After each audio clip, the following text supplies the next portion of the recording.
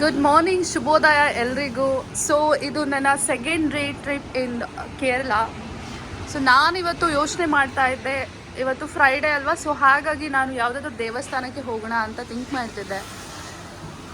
ಎಲ್ರಿಗೂ ಗೊತ್ತಿರೋ ಥರ ಇಲ್ಲೇ ತಿರುವನಂತಪುರಮಲ್ಲಿ ಪಕ್ಕದಲ್ಲೇ ಅನಂತ ಪದ್ಮನಾಭ ಸ್ವಾಮಿ ದೇವಸ್ಥಾನ ಇದೆ. ಸೊ ನಾನು ಅಲ್ಲಿ ಹೋಗೋಣ ಅಂತ ಪ್ಲ್ಯಾನ್ ಮಾಡ್ತಾ ಇದ್ದೆ. ಅದಕ್ಕೆ ನಾನು ಈ ಥರ ಟ್ರೆಡಿಷ್ನಲ್ ಆಗಿ ರೆಡಿ ಆಗಿದ್ದೇನೆ. ಸೊ ಅಲ್ಲಿ ಹೋಗಿ ನಾನೊಂದಷ್ಟು ವ್ಲಾಗ್ ಮಾಡಿಬಿಟ್ಟು ಶೇರ್ ಮಾಡ್ತೀನಿ ಎಲ್ಲರ ಜೊತೆ. ಸೊ ನಾನು ನಿಮಗೆ ಆಲ್ರೆಡಿ ಹೇಳ್ದಂಗೆ ಇವತ್ತು ಫ್ರೈಡೇ ಆಗಿರೋದ್ರಿಂದ ನಾನು ಇಲ್ಲಿ ಅನಂತ ಪದ್ಮನಾಭ ಸ್ವಾಮಿ ದೇವಸ್ಥಾನ ಇದೆ, ಅಲ್ಲಿಗೆ ಹೋಗ್ತಾ ಇದ್ದೀನಿ. ಅಲ್ಲಿ ಹೋಗಿ ನಾನೊಂದಷ್ಟು ಫೋಟೋಸ್ ಆ್ಯಂಡ್ ವೀಡಿಯೋಸ್ ಕೂಡ ಶೇರ್ ಮಾಡ್ತೇನೆ. ಲೈಕ್ ಅಲ್ಲಿನ ಕಲ್ಚರ್ ಏನು ಆ್ಯಂಡ್ ಅದರ ಹಿಸ್ಟ್ರಿ ಏನು ಅದಷ್ಟು ನಾನು ತಿಳ್ಕೊಂಡು ನಿಮ್ಮೆಲ್ಲರ ಜೊತೆ ಶೇರ್ ಮಾಡೋದಕ್ಕೆ ಪ್ರಯತ್ನ ಮಾಡ್ತೇನೆ. ಸೊ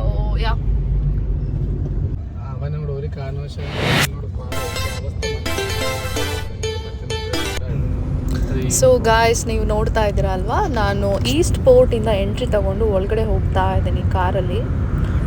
ಸೊ ತುಂಬ ಜನ ಇದ್ದಾರೆ ಇಲ್ಲಿ, ಒಂದಷ್ಟು ಆಟೋಗಳು ಹೋಗ್ತಾ ಇದ್ದಾವೆ.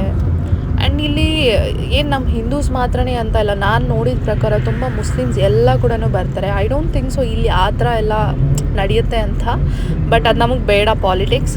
ಸೊ ಇವಾಗ ನಾನು ಬಂದಿರೋ ದೇವಸ್ಥಾನಕ್ಕೆ ಅದಷ್ಟೇ, ಅದ್ರ ಬಗ್ಗೆ ಅಷ್ಟೇ ನಾನು ಮಾತಾಡ್ತೀನಿ. ಸೊ ನೋಡ್ತಾ ಇದ್ರಲ್ವ, ನಾನು ಮುಂದೆ ಹೋಗ್ತಾ ಇದ್ದೀನಿ,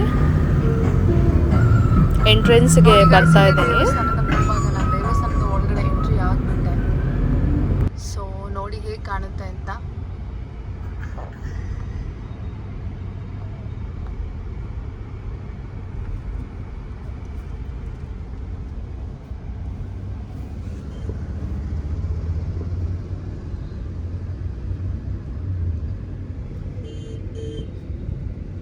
ಓಕೆ, ನಾನು ಕಾರ್ ಪಾರ್ಕ್ ಮಾಡಿ ಬಂದು ಅಲ್ಲಿ ಹೋಗಿ ಮತ್ತೆ ವಿಡಿಯೋ ಮಾಡಿ ನಿಮಗೆ ತೋರಿಸ್ತೇನೆ.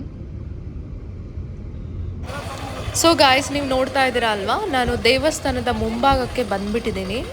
ಸೊ ಈ ದೇವಸ್ಥಾನದ ಇತಿಹಾಸದ ಬಗ್ಗೆ ಕೇಳೋದಾದರೆ, ಇದು ಪ್ರಥಮವಾಗಿ 8ನೇ ಶತಮಾನದಲ್ಲಿ ನಿರ್ಮಾಣ ಆಗಿದೆ ಅಂತ ಇತಿಹಾಸದಲ್ಲಿ ದಾಖಲೆ ಆಗಿದೆ. ಬಟ್ ಅದ್ರ ಬಗ್ಗೆ ಖಚಿತವಾದ ಮಾಹಿತಿ ಎಲ್ಲೂ ಇಲ್ಲ. ಮತ್ತು 18ನೇ ಶತಮಾನದಲ್ಲೂ ಕೂಡ ರೀಕನ್ಸ್ಟ್ರಕ್ಷನ್ ಆಗಿದೆ ಅಂತ ಹೇಳ್ತಾರೆ. ಬಟ್ ಅದು ನಾನು ಆಲ್ರೆಡಿ ಹೇಳ್ದಂಗೆ ಎಲ್ಲೂ ಉಲ್ಲೇಖ ಆಗಿಲ್ಲ. ಬಟ್ ಇದು ತಿರುವಾಂಕೂರಿನ ರಾಜಮನೆತನದ ಆಳ್ವಿಕೆಗೆ ಒಳಪಟ್ಟಿರುವಂಥ ದೇವಸ್ಥಾನ. ಸೊ ನೀವು ನೋಡ್ತಾ ಇದ್ದೀರಲ್ವಾ, ಇದು ಪುರಾತನ ದೇವಸ್ಥಾನಗಳಲ್ಲೂ ಕೂಡ ಅತ್ಯಂತ ಪ್ರಸಿದ್ಧವಾದ ದೇವಸ್ಥಾನ ಅಂತ ಹೇಳಿದ್ರೆ ತಪ್ಪಾಗಲ್ಲ. ಸೊ ಈ ದೇವಸ್ಥಾನದ ಟ್ರಸ್ಟಿ ಬಂದುಬಿಟ್ಟು ತಿರುನಾಳ್ ರಾಜವರ್ಮ ಅಂತ ಹೇಳಿಬಿಟ್ಟು.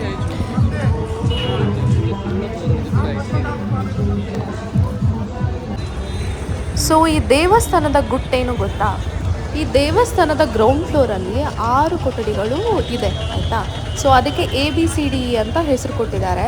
ಇದರಲ್ಲಿ ಕೋಟಿ ಕೋಟಿ ಸಂಪತ್ತು ಸಿಕ್ಕಿದೆ. ಅದು 2011ರಲ್ಲಿ ಸುಪ್ರೀಂ ಕೋರ್ಟು ಒಂದು ಆರ್ಡರ್ ಪಾಸ್ ಮಾಡುತ್ತೆ ಕೇರಳ ಗೌರ್ನಮೆಂಟಿಗೆ, ದಟ್ ಆ 6 ಕೊಠಡಿಗಳ ಬಾಗಿಲನ್ನು ಓಪನ್ ಮಾಡಬೇಕು ಅಂತ ಹೇಳಿಬಿಟ್ಟು, ಆಯಿತಾ.